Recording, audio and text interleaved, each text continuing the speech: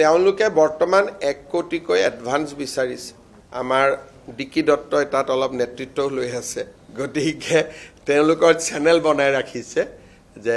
1 কোটিৰ পৰা 10 কোটিলৈ এবাৰ 22টা টিকটৰ দাম উঠিব আৰু যিদিনাখনে টিকট এনাউন্স হ'ব আপোনালোকে ইমান ইন্টাৰভিউ পাব যে মোক সুধিব নালাগে 1 কোটি টকা এটা কেইজনমান ঘৰুৱা কথা ক'ব নাপায় মই পিছত ব্যক্তিগতভাৱে কম আৰু মই বেছিকৈ কোৱাও বেয়া 1 কোটি টকাৰ পৰা 10 কোটিলৈকে ৰেট উঠিব 22টা সিটত বাকিত নাই আৰু এতিয়া দিল্লীত তেওঁলোকৰ এখন মিটিং আছে তে মিটিং হলে কি কৰিব লাগে পাৰ্টিয়ে মানুহখিনিক লৈ যাব লাগে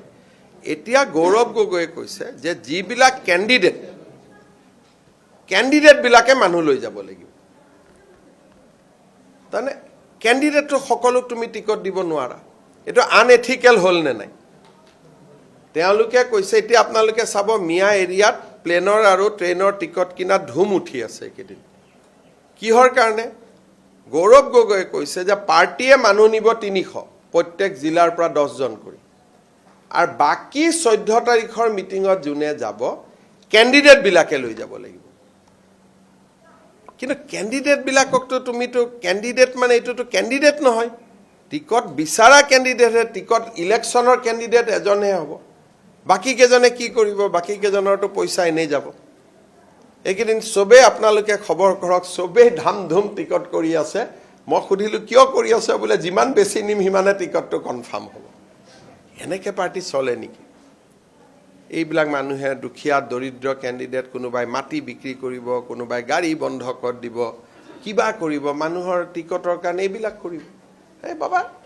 ইমান ডাঙৰ পাৰ্টি 300 400 500 মানুহ পাৰ্টিৰ পৰা লৈ যাও টিকেট খুজা মানুহবিলাকে মানুহ লৈ যাব লাগিব পোৱাজনে লৈ গলে বেলেগ কথা খুজা তাৰমানে একোটা মিয়া সমষ্টিত যদি 20 জনে টিকট খুজে 20 জনে 50 টা লৈ যাব লাগিব এটা কোট পাব গোটেই টিকটৰ দাম বাঢ়ি গৈছে